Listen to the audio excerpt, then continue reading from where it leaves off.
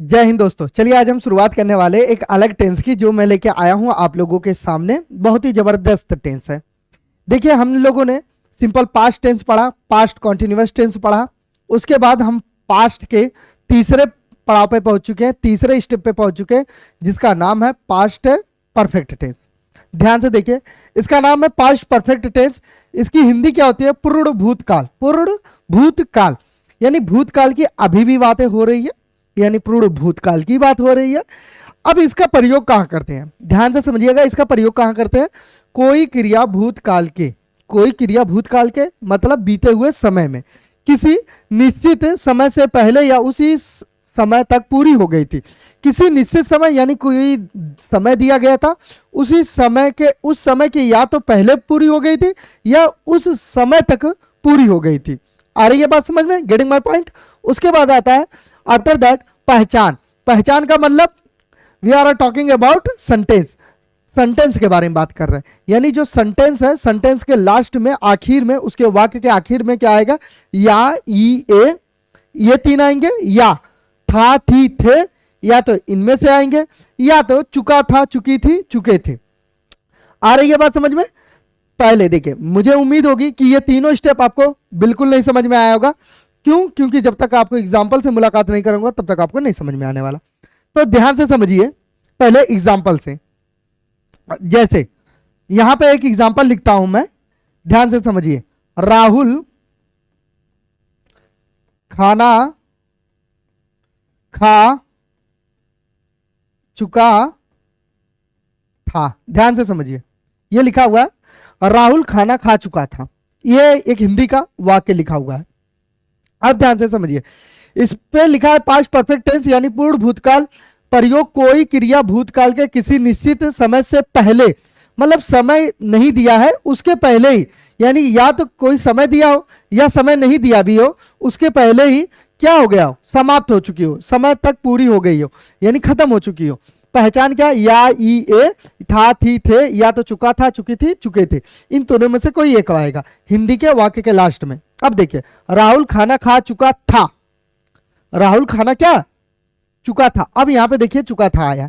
ध्यान से समझिएगा, पास्ट कॉन्टिन्यूअस टेंस में जो हमने पढ़ा है उसमें वाक्य के लास्ट में आ रहा था कि वह बैठा था, बैठा था, वह खा रहा था, वह सो रहा था, ऐसा वाक्य पढ़ा है। सिंपल पास्ट टेंस में हमने क्या पढ़ा है? वह आया, वह गया, राहुल बताया, राहुल सोया, राम लिखा, इस तरीके का वाक्य पढ़े। लेकिन इसमें क्या है? हम अलग वाक्य पढ़ रहे हैं, अलग वाक्य और अलग वाक्य के टेंस को पढ़ रहे हैं, अलग वाक्य के टेंस को पढ़ रहे हैं। इसीलिए राहुल खाना खा चुका था, इसका मतलब राहुल खाना खाने का कार्य क्या? पूरा कर चुका था। अब ध्यान से समझिए, फार्मूला आपको पता है, ये थर्ड स्टेप फार्मूला होता है। फार्मूला का मतलब सब्जेक्ट। सब्जेक्ट में कौन व्यक्ति काम किया? खाना खाने का काम कौन किया? राहुल। तो पहले यहां लिख लेंगे हम लोग राहुल। बहुत साधारण। पहले हमने लिख लिया राहुल, उसके बाद क्या किया? हैड लगाना है। हमें क्या लगाना है? इस फार्मूले का, ये पास्ट परफेक्ट टेंस का पहचान है हैड, तो आप लिखाएंगे इसका हैड। हेल्पिंग वर्ब क्या लिखा है? हैड लगा लिया, तो राहुल हैड। उसके बाद वर्ब का तीसरा रूप, यानी वर्ब का तीसरा रूप यानी जो कार्य हुआ है उसका तीसरा रूप। मैंने कई बार आप लोगों को बताया, I have told you numbers of time, please read be carefully about verb form, कि वर्ब के फॉर्म के बारे में प्लीज ध्यान से, ध्यानपूर्वक पढ़ लीजिए, किताबों में दिया भी है, या तो अगली क्लास में लेके आने वाला भी हूं। राहुल हैड, अब क्या है? वर्ब का तीसरा फॉर्म। तो ईट मतलब होता है खाना, खाना खाना, तो इसी में ईएल लग जाएगा, ईटेन।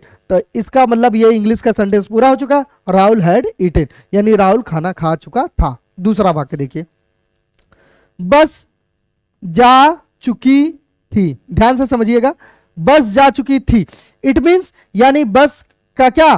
काम हो चुका था, यानी बस जाने का क्या? कार्य कर चुकी थी। आई बात समझ में? तो क्या होगा? बस जा चुकी थी, तो बस हैड गॉन। क्यों हैड गॉन होगा? क्योंकि बस जाने का काम की हैड जो है उसका आपका टेंस के हिसाब से हैड लगेगा, गॉन लगेगा वर्ब की थर्ड फॉर्म। ध्यान से देखिए, आगे देखिए, जैसे अगला वाक्य देखिए,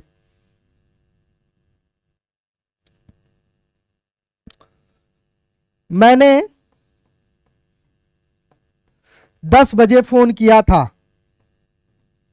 फोन किया था तुम्हें।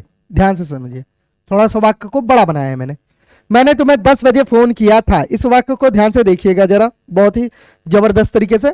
मैंने तुम्हें 10 बजे फोन किया था, तो किसने फोन किया? मैंने की इंग्लिश आई, यहां हो गया। अब आपने सब्जेक्ट ये लिख लिया, उसके बाद क्या जोड़ना है? हेड जोड़ना है, तो हेड जोड़ दीजिए, जोड़ दिया हेड। अब वर्ब का तीसरा रूप जोड़ना है। तो क्या काम किया था? फोन करना। फोन करने की अंग्रेजी होती है कॉल, कॉल में ईडी। किसे फोन किया था? तुम्हें। I had called you. कब फोन किया था? 10 बजे, एट 10 o'clock। बस हो गया, ओ एट 10 o'clock, बस हो गया, एट 10 o'clock हो गया। Is that clear? किसी को कोई दिक्कत, किसी को कोई परेशानी? अब अगला वाक्य देखिए, इसी में ध्यान से। उसने मुझे सुबह 9 बजे फोन किया था, 9 बजे फोन किया था। ध्यान से समझिएगा, फोन किया था, ध्यान से समझिएगा बहुत बारीकी से। उसने मतलब किसने, मतलब वह की इंग्लिश क्या होती है? ही हो गया, ही के साथ हैड। अब वर्ब का तीसरा रूप क्या है? तीसरा रूप, रूप मतलब क्रिया, क्रिया क्या है? फोन करना। फोन करने की अंग्रेजी क्या होती है? कॉल्ड। तो हो गया कॉल्ड। कब फोन किया था? किसे फोन किया था? मुझे। He had called me. कब फोन किया था? 9 बजे फोन किया था, एट 9। अब सुबह में किया था, तो यहां पे एएम लगा दीजिए, हो जाएगा। यानी उसने मुझे सुबह 9 बजे फोन किया था। एएम लगाएंगे तो इसका मतलब ये होता है मॉर्निंग की बात हो रही है। Is that clear? यानी सुबह 9 बजे उसने मुझे फोन किया था। Is that clear? किसी को कोई दिक्कत? या तो आप ऐसे लिख सकते हैं 9 AM एट मॉर्निंग भी लिख सकते हैं, यानी एट मॉर्निंग भी लिख सकते हैं, आगे मॉर्निंग भी लिख सकते हैं, कोई इशू वाली कोई दिक्कत वाली बात नहीं है। ऐसा नहीं है कि कोई धर्म संकट वाली बात आ जाएगी। Is that clear? यहाँ पे इन मॉर्निंग भी लिख सकते हैं, ऐसी कोई दिक्कत वाली बात नहीं आ गई, धर्म संकट वाली बात नहीं आ जाएगी। ये स्पोकन है, ये ग्रामर लैंग्वेज नहीं है कि आपको बारीकी एक एक चीजों को, एक एक पॉइंट को कवर करना होगा। Is that clear? मुझे उम्मीद होगी कि पूरा कि आपको पास्ट परफेक्ट टेंस यहां तक समझ में आ गया होगा कि पास्ट परफेक्ट टेंस एक्चुअल में होता क्या है और कैसा होता है। Is that clear? ये देख लीजिए, पहले इस कॉन्सेप्ट को पूरा अच्छे तरीके से समझ लीजिए। अगर नहीं समझ में आ रहा तो फिर से वीडियो को रिवाइज करके देखिए। आगे देखिए, अगला वाक्य है मैं वहां गया था। ध्यान से समझिएगा, मैं वहां गया था। कौन गया था? मैं। अब मेरे जाने का काम वहां पर हो चुका था। यह बात समझ में आ रही है? मेरे जाने का काम वहां पे क्या हो चुका था। इट मींस मैं वहां गया था। कौन गया था? मैं की इंग्लिश आई। अब देखिए, सब्जेक्ट आपने आई लिख लिया, उसके बाद फिर आपको आंख बंद करके हेड को लेना है, तो आपने यहां पे हेड को ले लिया, हो गया। अब उसके बाद फार्मूला क्या कह रहा है? वर्ब का तीसरा रूप लीजिए। वर्ब का कौन सा रूप लीजिए? तीसरा। अब काम क्या हुआ? जाना। जाने की अंग्रेजी गो, और गो की थर्ड फॉर्म क्या होती है? गॉन। तो यहां पे हो जाएगा आई हैड गॉन। अब कहां गया था? वहां। वहां की इंग्लिश होती है देयर। बस। Is that clear? Is that clear? किसी को कोई दिक्कत, किसी को कोई परेशानी, किसी को कोई दिक्कत? अब देख, ध्यान से सोचो, अगला देखिए, मैंने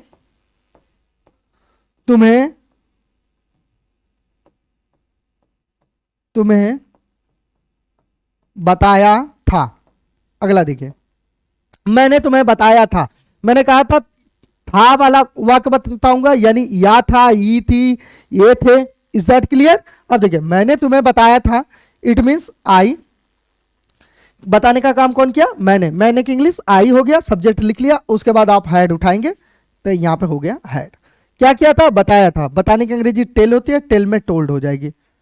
टेल की थर्ड फॉर्म होती है told. I had told you. अगला देखिए, इस तरीके से आप वाक्य बनाएंगे। अगला देखिए, मैंने यहां से, अब यहां पे मैं मिटा देता हूं। मैंने तुम्हें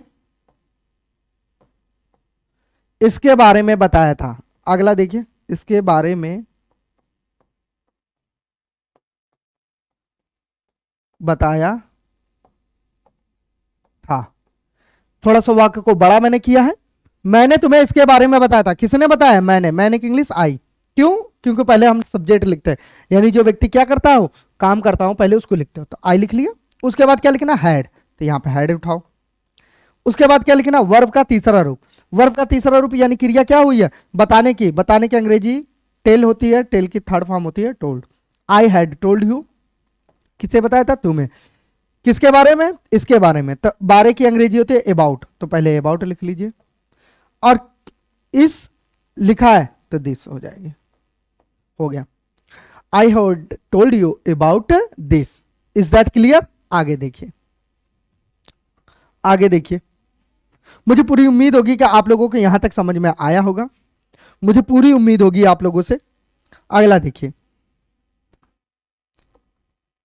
मैंने इसे बाजार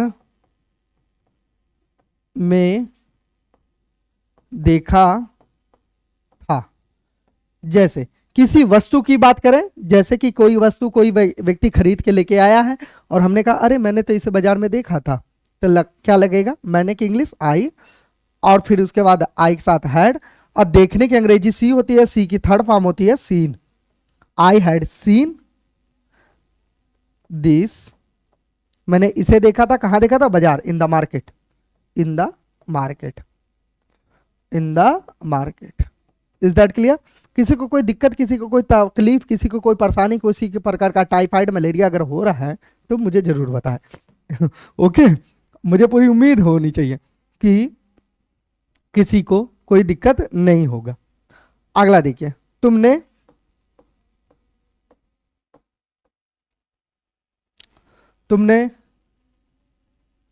यह काम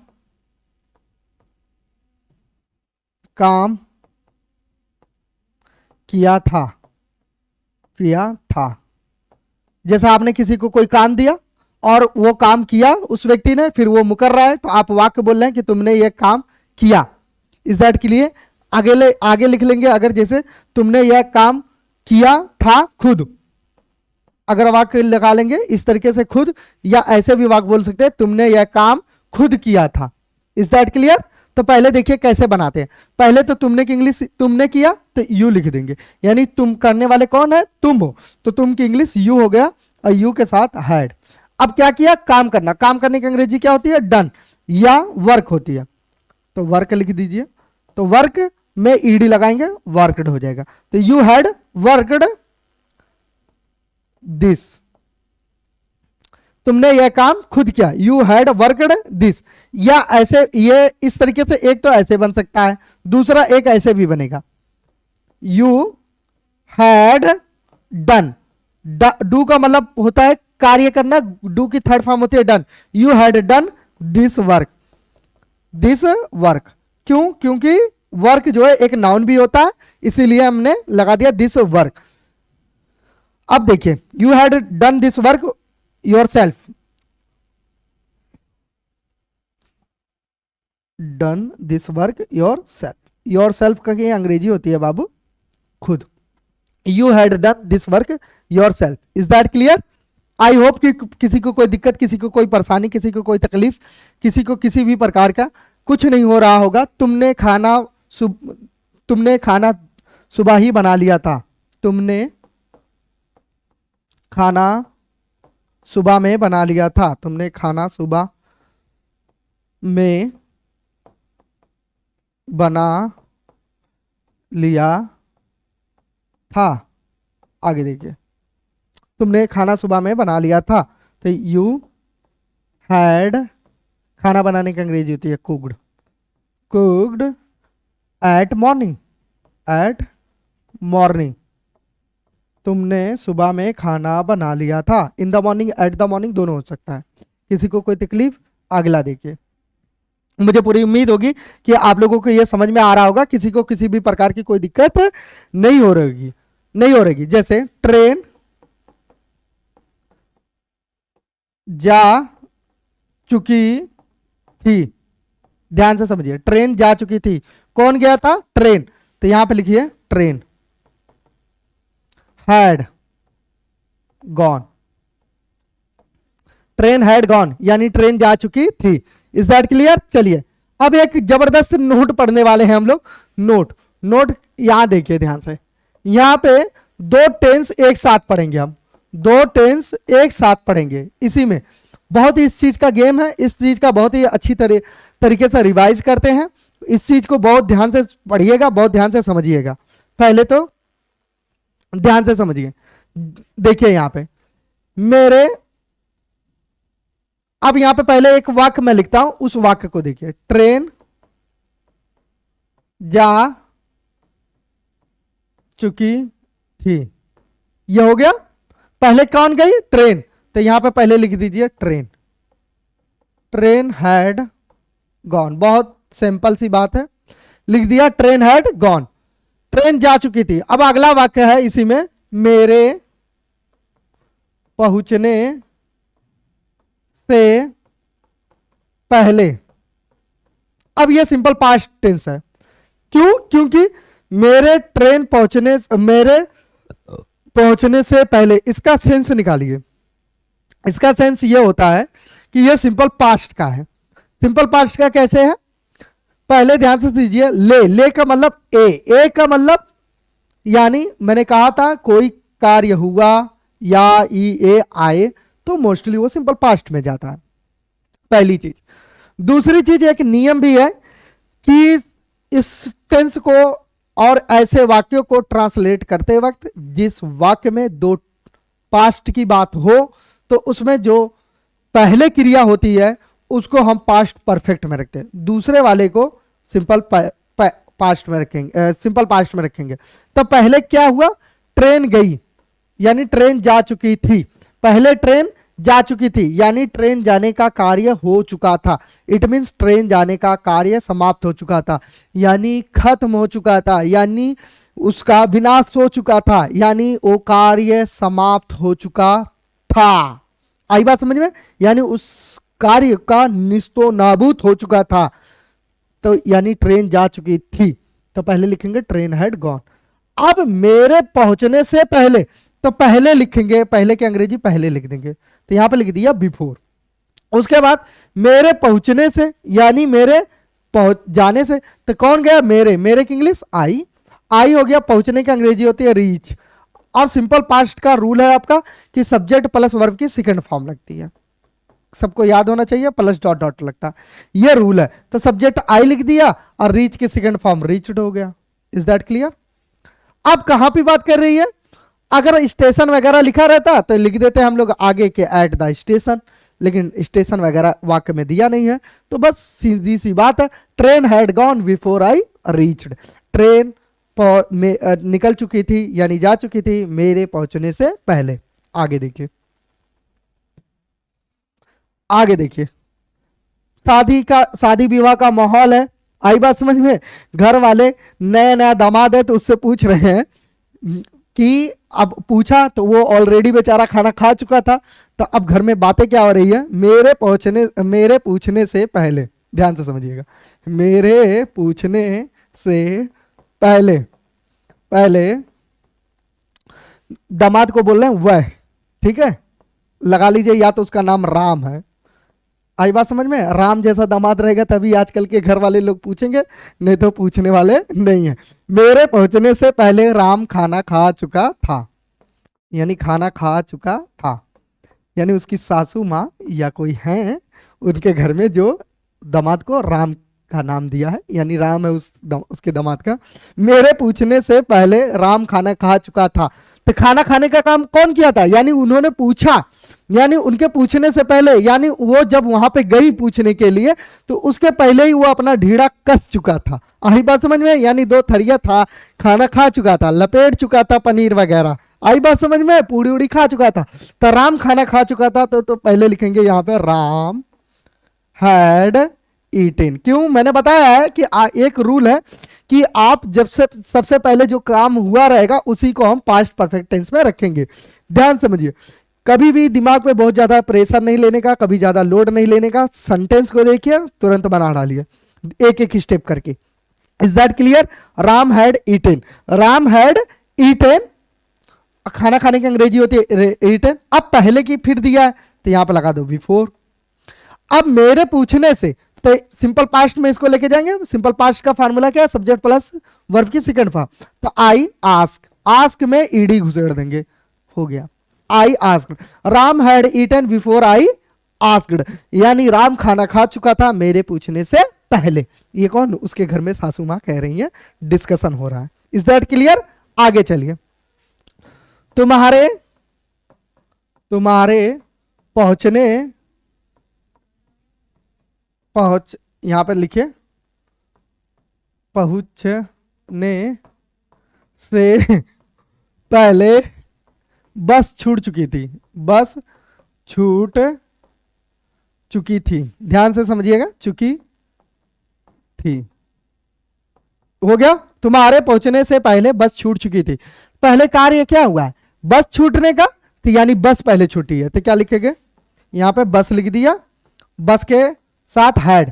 क्यों, सब्जेक्ट बस हुआ तो उसके साथ हैड लग जाएगा, तो बस हैड मिस, मिस मतलब होता है छूटना, तो मिस्ड हो गया। बस हैड मिस्ड यानी बस छूट चुकी थी, बिफोर यू रीच्ड, तुम्हारे पहुंचने से पहले। रीच्ड, तुम्हारे पहुंचने से पहले। Is that clear? मुझे पूरी उम्मीद होगी कि आप लोगों को यह समझ में आ रहा होगा। मैं आगे देखिए, अगला वाक्य देखिए, मेरे दुकान पहुंचने से पहले दुकान बंद हो चुकी थी। मेरे दुकान पहुंचने से पहले दुकान बंद हो चुकी थी। ध्यान से समझिए, दुकान बंद हो चुकी थी, बंद हो चुकी थी। ध्यान से समझिए, मेरे दुकान पहुंचने से पहले दुकान बंद हो चुकी थी, तो क्या पहले दुकान बंद हुई, तो पहले यहां लिख देंगे शॉप हैड क्लोज्ड, किसके, मेरे, बिफोर लिख देंगे, बिफोर, मेरे पहुंचने से पहले किस पे, दुकान पे, बिफोर आई रीच, रीच में रीच, रीच्ड एट शॉप, देखिए एट शॉप। ध्यान से, इज दैट क्लियर? मुझे पूरी उम्मीद होगी कि इसमें आपको समझ में आ रहा होगा, ऐसा कोई दिक्कत नहीं होगा कि आपको नहीं समझ में आ रहा होगा। अगर नहीं आ रहा है समझ में तो वीडियो को में कमेंट करिए, कमेंट बॉक्स में आप मेंशन करिए, मैं आपको फिर से एक्सप्लेन करूंगा, क्योंकि और भी हम बारीकी से डिटेल से पढ़ने वाले हैं। Is that clear? मुझे पूरी उम्मीद होगी कि आप लोगों को ये सारी चीजें समझ में आ रही होगी। अगला देखिए, मैंने यह फिल्म देख चुकी थी, या आगे देखिए एक वाक्य लिख रहा हूं फिर से, बहुत साधारण और बहुत सिंपल से, या तो ऐसे लिख रहा हूं, वह काम कर चुका था। देखिए, आप जब तक प्रैक्टिस नहीं करेंगे तब तक मजा नहीं देगा, विदाउट प्रैक्टिस का कुछ नहीं होने वाला। वह कौन, वह की इंग्लिश ही, क्या किया था, काम, तो यहां पे लिख जाएगा हैड, हैड लगेगा, हैड वर्कड, वर्कड लिख दिया, ही हैड वर्कड, वह काम कर चुका था। अब किसी ने आगे इसमें लिखा मेरे पूछने से पहले, मेरे पूछने यानी मेरे पहुंचने से पहले, मेरे पहुंचने से पहले, यहां पे लिख दिया आपने मेरे पहुंचने से पहले, तो ही हैड वर्कड, ओके, मेरे पहुंचने से पहले, तो पहले बिफोर लिख देंगे, before I had, sorry had I reached. मुझे पूरी उम्मीद होगी कि ये आपको समझ में आ रहा होगा, किसी को कोई दिक्कत, किसी को कोई परेशानी, किसी को कोई तकलीफ, किसी को किसी प्रकार की कुछ नहीं हो रहा होगा। ये बात का मुझे पूरा विश्वास हो चुका होगा, विश्वास हो गया है। और अगर किसी को कोई दिक्कत, अगर किसी को कोई इसी प्रकार की टाइफाइड मलेरिया हो रही है तो मुझे कमेंट सेक्शन में जरूर बताएं। Thank you so much, tata bye bye, जय हिंद।